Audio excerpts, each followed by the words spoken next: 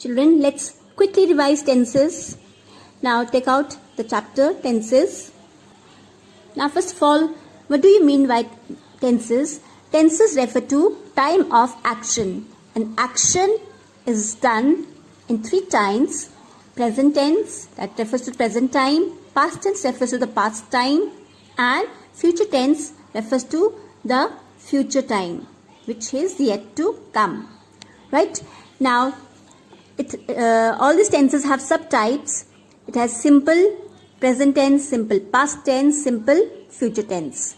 Similarly, it has continuous tense. All the 3 tenses have continuous tense, like present continuous, past continuous, future continuous. Similarly, it has perfect forms like present perfect, past perfect, and future perfect.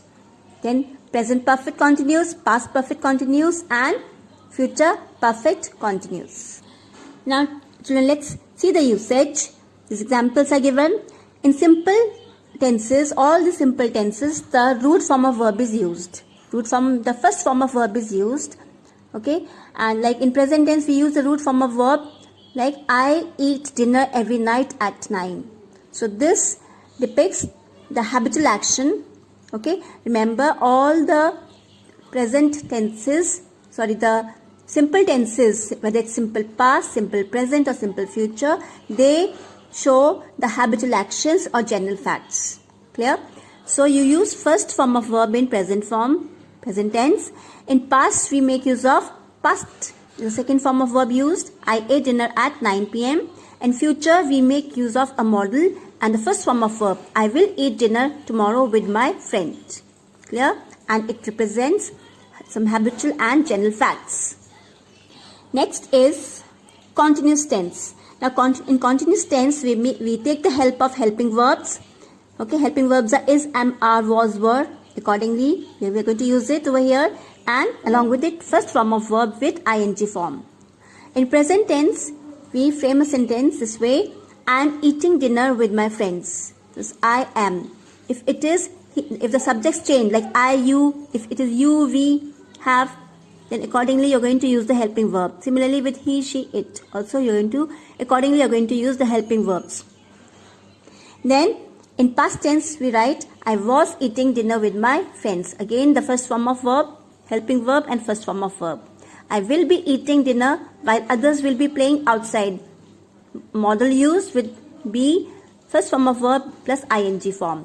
And these are used, all these continuous tenses are used for the actions in the incomplete stage. You have to note it down. Next is perfect present tense. Now present perfect tense, in this we use has or have. Okay, this is the past form and third form of verb. With the perfect forms, we always use third form of verbs. These are third form of verbs used with the. Now how do we write? I have eaten dinner and you may relax now. Now this is I with I, you, we, they. These subjects we use have. With he, she, it, we make use of has. That you should know the difference. The past of it is I had eaten dinner when Harry came, and I will have eaten dinner when you shall reach. This is the future perfect tense. So these are used for the actions completed before another action begins or will begin or began. Clear? Next is perfect continuous tenses. Now we talk about, first let's discuss about the present tense. Now in this has been or have been is used. I have been eating since 9 o'clock. Similarly, in the past perfect continuous becomes I had been eating dinner when my children went to bed. In future perfect continuous, I will have been eating dinner when mother will return from grandma's house. So these, now here we have affirmative sentences, negative, interrogative, and negative interrogative examples, where you can see the affirmative sentences do not have any negative word over here. See, the past form also doesn't have any negative word, and in future also it doesn't have any negative word. These are affirmative sentences. Negative sentences have negative word. I do not. Not is used in negative sentences. I did not jump in all the 3 tenses. Right? Similarly, in interrogative, do I eat? The question mark. So it all depends on the subject. If it is he, she, it, we make use of does in present form. If it is I, you, we, they, we make use of do. So that is according to the subjects that you have learnt also. And this is the past form and this is the future form. Here we have negative interrogative when we use both. So do I not eat? Okay. Did I not jump? Will I not? So you see the structure of sentence and how the words are used. So you have to take care while framing a sentence. You have to be very particular about each framing of sentence. Next, children, go to the chapter on your own, because this is the repetition of what we have done in the previous classes.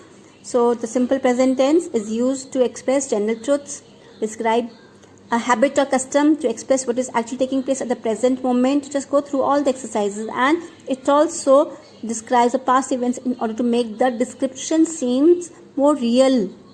Okay, so just go through these. The present continuous form also, present perfect also. Just go through the examples to make your doubts clear. Now you see, since is used in the present perfect shows that the verb takes effect from a specific event or point of time in the past until now. For example, I have known him since 1980. Okay, and for is used in this way to refer a period of time. For example, I have known him for 15 years. So this refers to period of time, and this since refers to the it refers to a specific. It refers to point of time. Just this is important to note down. Okay. Then next you come to the next page is present perfect continuous, and just note down. Just read all the notes properly. Right, and see how the comparison has been made, and these examples are very, very important. Go through these examples. Okay, then I'll come to this past forms. How the past forms, they describe an action completed in the past. They indicate habitual action in the past. Right, the phrase used to plus verb is sometimes used in place of simple past tense to express action which was past habit. My father used to go for a walk every morning. This is also past. Okay, then past continuous describes an action going on at a particular at a point or period of time in the past, like at 6 a.m. this morning I was doing my homework. So it is describing action which was going on at a point or a period of time in the past. At this time in the past, what he was doing, I was doing my homework. Right? The past time may be indicated by another event that took place then. Suppose they were sleeping when the thief entered the bedroom.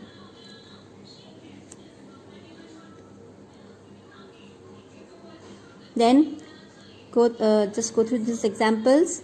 Now past perfect tense is how it is used. Okay. Now past perfect tense is used for to indicate that action was completed at some point in the past time before another action took place. Right? So it means past to the past. Past perfect means past of the past. That is earlier of two past actions. Okay. Now next is examples are given over here. Just go through the examples. Similarly, the simple future is explained in the next page. Just read, go through it. It describes an action which is yet to happen by using simple present tense. With this can be expressed in many ways. Simple future tense can be expressed in so many ways. In simple present tense, by using present continuous, by using this as is, am, are, and going plus infinitive pattern. Okay, by using am, is, are, infinitive pattern. You can see the examples. He's going to resign from committee. That tells about the future. I am to see the doctor today. That is again the future. That has not yet happened. Okay. So future tense usually describes an action that will be continuing at a given point in future. So it also describes an action perfect that will be completed at a point of time in future. And future perfect continuous describes an action that will be in progress even after point of time in future. Let's go through this. And how to form negative and interrogative I just have just shown you, but to read this. Okay. all these points have to be read properly by you. Okay, then children, take out chapter number 43, that is sequence of tenses. In sequence of tenses you have exercise 3 where the passages are given and you have to fill in the numbered blanks, but do not copy the passage, but write the correct serial order, the word or the phrase appropriate to the blank space. The words are given in the bracket, you have to make use of the words. You don't have to copy down the passage, you just have to write the numbered blanks 1, 2, 3, 4, 5, 6, 7, 8 like this way, and just accordingly keep filling up the blanks as you read. Okay, it should have a proper verb and proper tense should be followed. And the passage, after you fill in the blanks, just read again and check whether does the that the passage makes some sense or not. Right? This one I've solved for you. Like, I'll read out. You just go through this answers.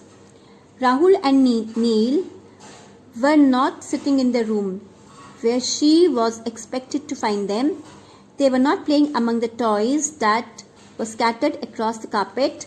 A children's show was on television, but no one was watching it. Downstairs in the kitchen, the high chair was not wiped.